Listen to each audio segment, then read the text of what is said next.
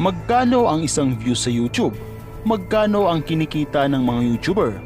Kapatid, yan ang aalamin natin sa videong ito. Isasama na din natin kung paano ba kumita sa YouTube dahil ikaw na nanonood ka, alam mo bang kaya mo din kumita dito ng malaking halaga? Welcome ba kaibigan?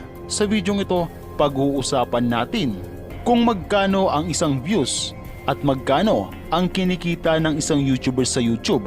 Pero bago natin simulan ang lahat, ay kung bago ka pa lang sa channel ko at gusto mo ng mga ganitong video ay mag-subscribe ka na para maging updated ka sa mga futures upload natin. Nag-upload ako ng isa o higit pa sa isang linggo. At kung meron ka namang gustong ipakwento o di kaya ay pasaliksik ay mag-comment ka lamang sa ibaba ng video ito.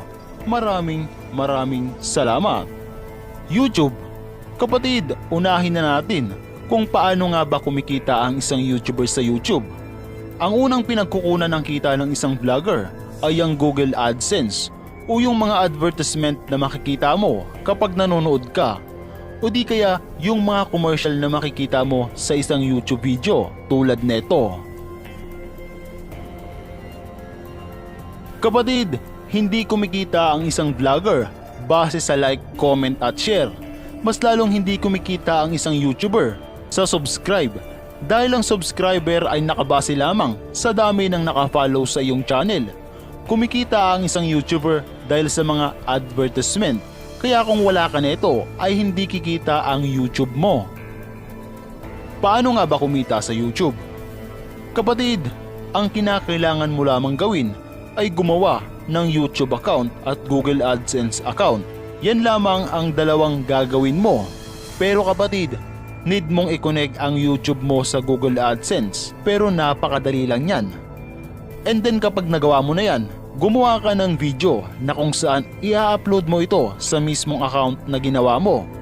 Pero teka, baka isipin mong kikita ka na agad kapag ginawa mo yan. Hindi po, kinakailangan mo munang ma-reach yung requirements ni YouTube. Kinakailangan mo munang ma-reach yung 1,000 subscriber at 4,000 watch hour o yung 240,000 minutes. At kapag nagawa mo yan ay boom, pwede ka nang kumita sa YouTube. Kapatid, alam na natin ang YouTube yung Google AdSense, kaya ano ito?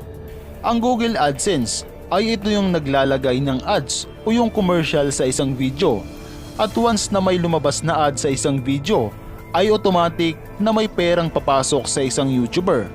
E paano naman kung madaming ad sa isang video? E di mas madaming kita. Ganon ang nangyayari sa mga YouTuber. Kapatid, kapag ang video mo ay tumagal lamang ng 7 minutes and 59 seconds, ang ads niyan ay isa lang. Pero kapag umabot ito ng 8 minutes or 10 minutes, ang ads na maaaring mag-pop up sa video mo ay pwedeng umabot ng 3 hanggang 5. Kapag nangyari yun, edi mas malaking kita. Kapatid na win, magkano naman ang kita ng isang YouTuber? Eto yun. Alam mo bang mas malaki ang kita ng YouTuber sa United States kesa sa Pinas? Dahil doon, pwede kang kumita ng $2 o 100 pesos sa 1,000 views. Dito sa Pinas ay maaari kang kumita ng $0.5 o 25 pesos sa 1,000 views.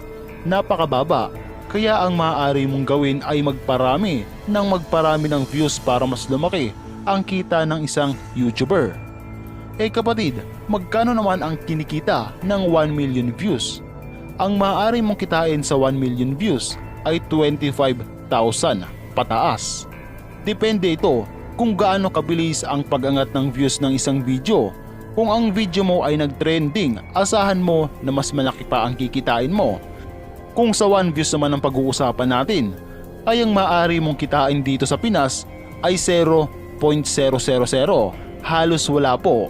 Pero kapatid, nakadepende yan kung gaano kabilis ang pag-angat ng channel ng isang YouTuber. At kung sa Estados Unidos naman, ang maaari mong kitain doon ay $0.00029. Ito pa ang isang katanungan ng marami. Paano mo naman mawi-withdraw ang pera sa YouTube mo? Ito yon, may dalawang option. Una, maaari mong makuha ang sahod mo sa Western Union. Pangalawa, maaari nila itong ilagay sa mismong bank account mo, halimbawa BDO at iba pa. Yan lamang ang maaaring paglagyan o pagkuhanan ng sahod mo sa YouTube. Marami ang mga YouTuber, vlogger ang nagbago ang buhay dahil sa YouTube. Kapatid, kahit ako, aaminin ko, sobra ang naging tulong sa akin ni YouTube. Nabibili ko ang lahat ng gustuhin ko. Hindi na ako kinakapos ng pera. Hindi gaya dati na halos magkayod kalabaw ako sa trabaho. Ang kinakailangan mo lamang sa YouTube ay tiyaga at pasensya. Samahan mo na rin ng pagdarasal para laging may nakaalalay sa iyo. Kaya ikaw, bakit hindi mo subukan?